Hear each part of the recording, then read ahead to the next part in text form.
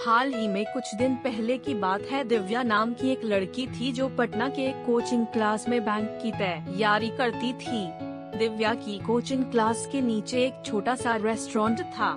दिव्या और उसकी फ्रेंड्स अक्सर क्लास के बाद उस रेस्टोरेंट में चाट या छोले भटूरे खाने के लिए जाया करती थी, क्योंकि उस रेस्टोरेंट के चाट और छोले भटूरे काफी फेमस थे। एक दिन दिव्या का बर्थडे था तो दिव्या के फ्रेंड्स ने एक प्लान बनाया कि क्लास खत्म होने के बाद हम लोग नीचे के रेस्टोरेंट में दिव्या का बर्थडे सेलिब्रेट करेंगे। क्लास खत्म होने के बाद दिव्या के फ्रेंड्स ने दिव्या को नीचे रेस्टोरेंट में बुलाया और दिव्या को उसके बर्थडे का सरप्राइज दिया। अब सभी कोई मिलकर बर्थडे को सेलिब्रेट करने लगे। उस रेस्टोरेंट के काउंटर पे एक 24 साल का लड़का कैशियर का काम करता था।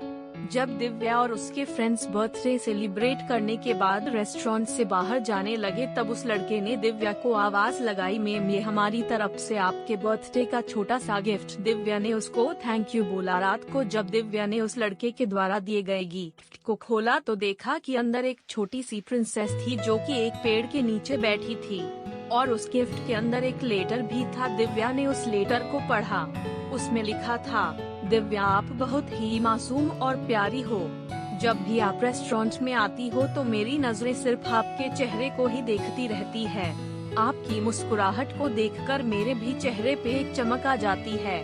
वैसे मेरा नाम राहुल है। अगले दिन जब दिव्या और उसकी फ्रेंड्स रेस्टोरेंट में आए तो काउंटर पे बैठा राहुल दिव्या का बड़ी एक ही मात्रा तरफ ही देख रहा था, लेकिन दिव्या ने अपनी नजरें झुका ली और अपनी फ्रेंड्स से बातें करने लगी।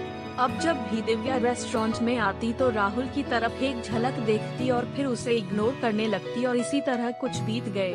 राहुल दिव्या से बात करना चाहता था, लेकिन दिव्या की तरफ से कोई जवाब नहीं मिलने के कारण राहुल भी बात करने की हिम्मत नहीं जुटा पा रहा था। एक दिन जब क्लास के बाद दिव्या रेस्टोरेंट आती है तो देखती है कि काउंटर पे राहुल की जगह कोई दूसरा लड़का बैठा है।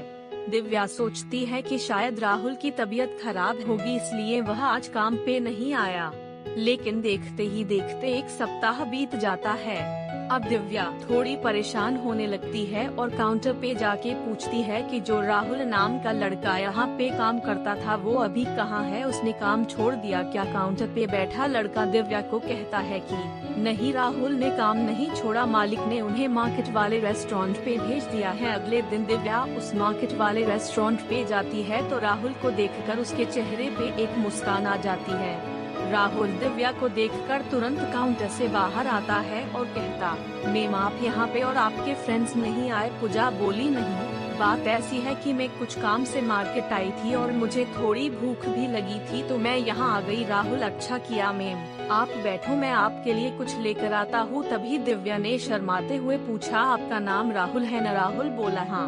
तभी राहुल बोला, दिव्या मुझे आपसे कुछ बातें करनी है, क्या आप कल मुझसे क्लास के बाद मिल सकते हो? दिव्या बोली, ठीक है, मैं कल क्लास के बाद आपसे मिलूंगी। क्लास खत्म होने के बाद दोनों मिलते हैं। राहुल दिव्या को प्रपोज कर देता है। दिव्या राहुल से कहती है कि देखो आप मुझे अच्छे लगते हो, लेकिन मैं इस प्यार में नहीं पड़ना चाहती, मुझे अपनी पढ़ाई और कैरियर को देखना है। राहुल ने कहा, देखो दिव्या, मैं ऐसा कुछ नहीं करूँगा जिससे आपकी पढ़ाई को लेकर प्रॉब्लम हो, लेकिन मैं क्या करूँ, आपको देखते ही मुझे कब आपसे प्यार हो गया, मुझे पता भी नहीं चला। अब दिल चाहता है कि अपनी पूरी जिंदगी आपके साथ रहूं।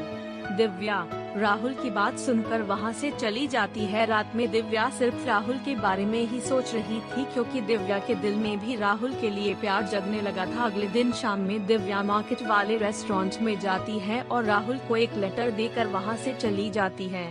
राहुल जब उस लेटर को पढ़ता है तो उस समय लिखा रहता है, राहुल मुझे भी अब तुमसे प्यार होने लगा है। ये पढ़कर राहुल के खुशी का ठिकाना नहीं रहता। वह उस लेटर को चूमता है और अपनी जेब में रख लेता है। तो इस तरह से दिव्या और राहुल की प्यार की शुरुआत होती है।